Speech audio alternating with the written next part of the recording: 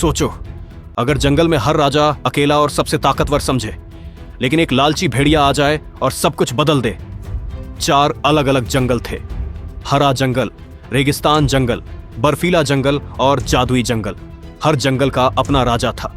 हरे जंगल का बहादुर शेर शेरू, रेगिस्तान का ताकतवर हाथी गज्जू, बर्फीले जंगल का बलशाली भालू भोलू और जादुई जंगल की तेज दिमाग लोमड़ी लाली।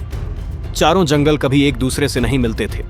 सबको लगता था हम ही सबसे ताकतवर हैं, लेकिन एक दिन सब बदल गया। अंधेरे पहाड़ी जंगल में एक लालची भेड़िया रहता था, कालू। उसे एक दिन एक चमकती हुई जादुई मणि मिल गई। उस मणि में भयानक ताकत थी।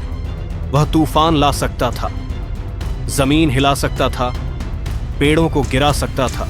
कालू ने सबसे पहले हरे जंगल पर हमला किया। तेज आंधी चली, पेड़ गिरने लगे, जानवर डर गए।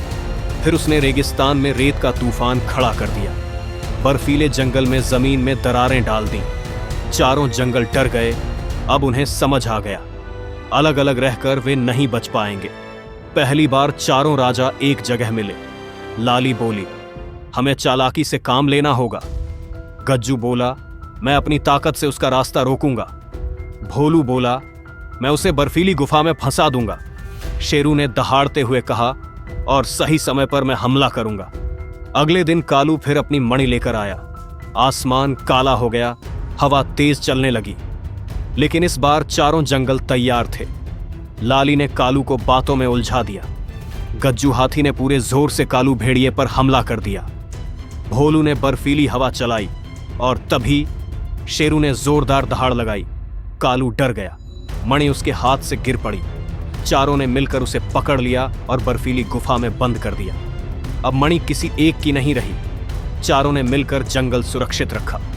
उस दिन से चारों जंगल दोस्त बन गए। उन्हें समझ आ गया, एकता ही सबसे बड़ी ताकत है। जब हम साथ होते हैं, कोई हमें हरा नहीं सकता। अगर आपको यह कहानी पसंद आई हो तो लाइक एंड सब्सक्राइब जरूर करें। लेकिन रुकिए, क्या सच में कहानी यहीं खत्म हो गई थी? क्योंकि उस रात कुछ ऐसा हुआ जिसने सब बदल दिया। लेकिन क्या कालू सच में हार गया है या वो फिर से वापस आएगा? और उस मणि का अब क्या होगा? जानने के लिए देखना पार्ट 2 टाइनी जंगल बडीज पर।